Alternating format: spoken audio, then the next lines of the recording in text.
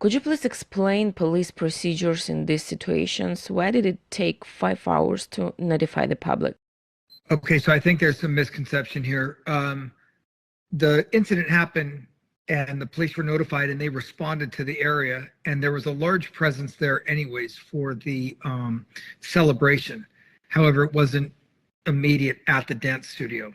So the response was actually exceptionally fast. The 5-hour window to which you're inquiring is actually the time it took for the law enforcement to notify the public that there was an active shooter still on the loose or a would-be killer that could do more damage. And the reason for the 5-hour delay, I don't know. I do think it's long, but I think they made a calculated decision that I would not second guess, that they had probably more information about the shooter and what he was driving.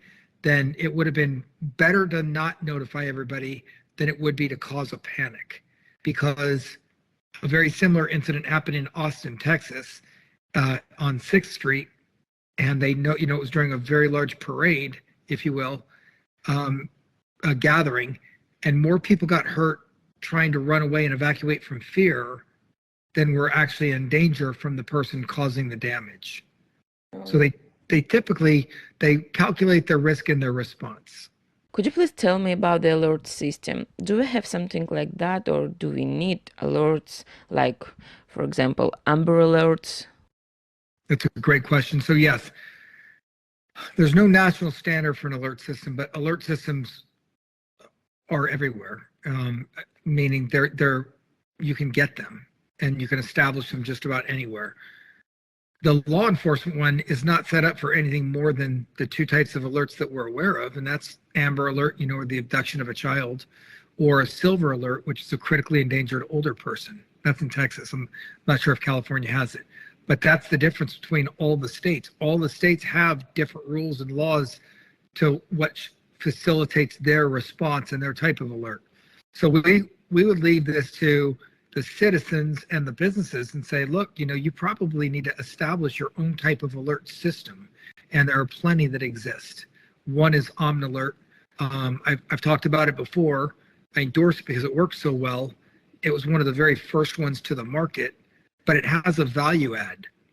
And that is, it has artificial intelligence built into a camera that says, okay, there's a gun present and possibly a bad action about to happen, and then it sends out an alert and tells the surrounding people within a geofence area that either has a subscription or the location provides it or whatever, and it says there's somebody entering with a firearm, take shelter, and then you have to figure out what that shelter is. Do you think the alerts could have helped stop the shooter from attacking the second studio? Dance studio. Oh, absolutely. Imagine that artificial intelligence being in that camera, and the shooter gets out of the car and walks in with a firearm.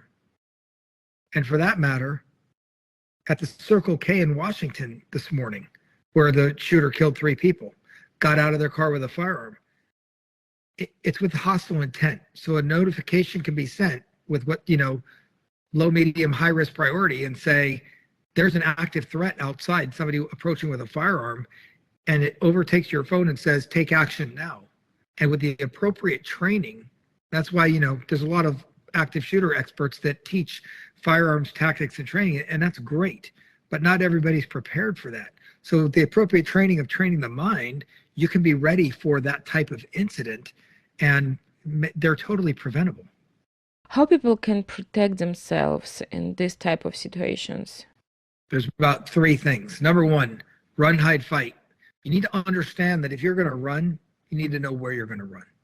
And if you're going to hide, you need to know that you're going to hide behind something that's well positioned to hide, not just get shot behind. For example, tragically, in one of the shootings, and I won't say which one, somebody said, hey, lay down, and they all laid down, and somebody got shot and killed. If you don't have cover, a bullet is not going to stop. And then, fight. You have to be prepared to fight if that's what you can do. And if you don't think you're prepared to fight, like, say, my family, if inside an active shooter, I would not want them to fight. So I would have them see 1 and 2, right? Run and hide. Then the second thing you can do is understand that people, 75% of the time, I would go to say it's 99.9%.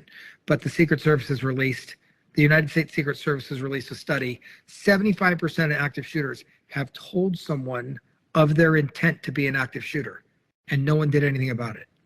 And yet we're surprised when an active shooter goes and does what they say. So the number two most important thing is if somebody tells you they're going to do something bad, like be an active shooter, trust them and notify the authorities.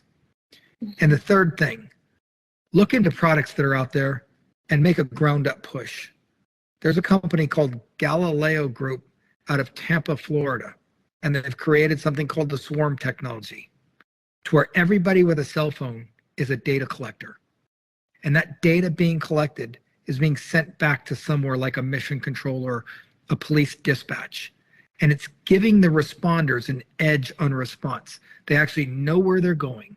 They know whom they're going after. They know where the location is because they're getting the data from the people swarming with the collection software inside the phone, right? You voluntarily opt in, and it transmits that data to where you are actually helping the first responders while avoiding confrontation. And you put those three simple things together that you just asked me about, and pretty soon we're at a very close place to active shooter resistant, similar to that of being fire resistant. Wherever you are right now in a building, it's fire resistant. But is it active shooter resistant? And if not, why not? And what do we do to take that? And I would encourage you to share, I run the Active Shooter Prevention Project. I don't sell any wares.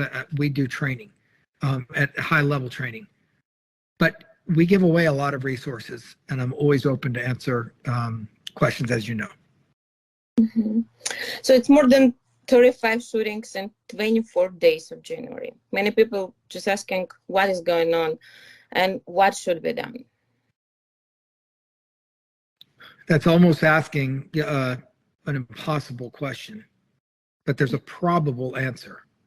So shooters are empowered by other shooters. By sensationalizing it, maybe somebody's thinking about becoming a shooter, maybe somebody wants to do harm, wants to do violence, and that goes back to the second point that I made. If someone tells you they want to do something, they want to commit violence, you take them at their word and you stop that, right? Or you notify the law enforcement.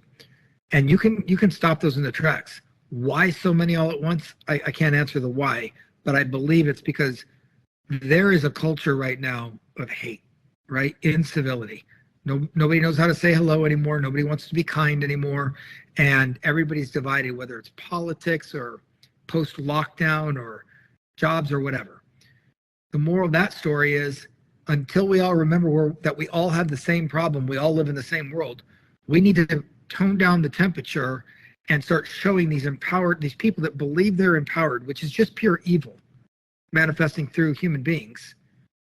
Once we can do that, we can stop these, because we're going to take the power away from them and empower the civilians, the people, the would-be victims, not to be victims, because they're going to know what to do. They're going to get training. They're going to have the technology. They're going to have swarm located on their phone where they're a data collector, and law enforcement's going to be more receptive and not been being proverbially beaten up for not doing something perfect.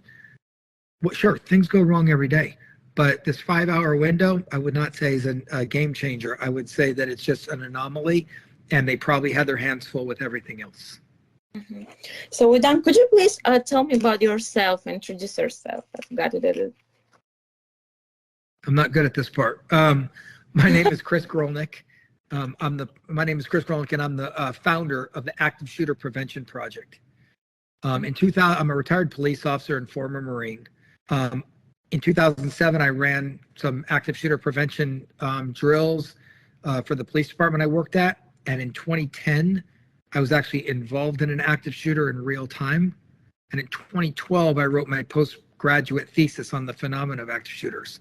And I'm one of only a few people in the country that have actually been involved in an active shooter and have a postgraduate in the phenomena of active shooters. And with that knowledge, I contract to the government at times, similar to the Department of Justice, where I just finished for the Executive Office of the United States Attorney's Office, and rolled out some training for them.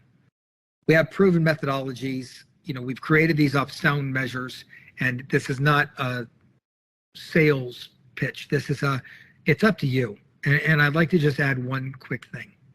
Mm-hmm.